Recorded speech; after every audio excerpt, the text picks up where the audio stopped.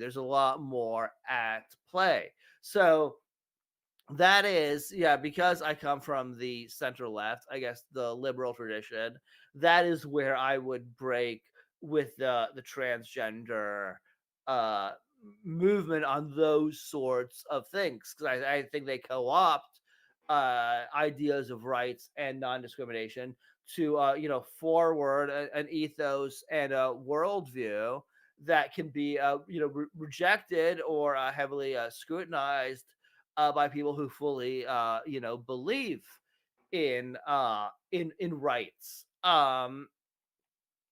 And I guess, but I understand sort of from a traditionalist point of view, and you can tell me if I'm fairly uh characterizing you. I mean, I guess my question is, what is the threat that conservatives or traditionalists believe is posed by transgenderism to the community? Because when I think about it, it's about what threat do 10-year-olds pose to themselves if they seek puberty blockers.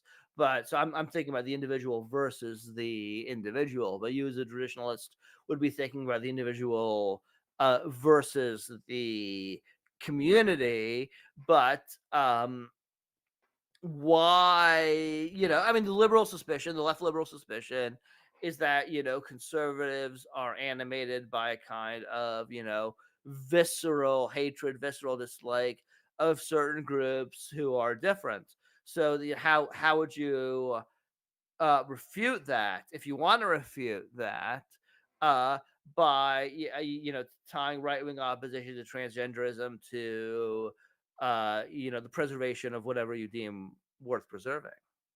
Yeah, so I'm going to make an attempt, and I would begin by noting the limitations of human reason.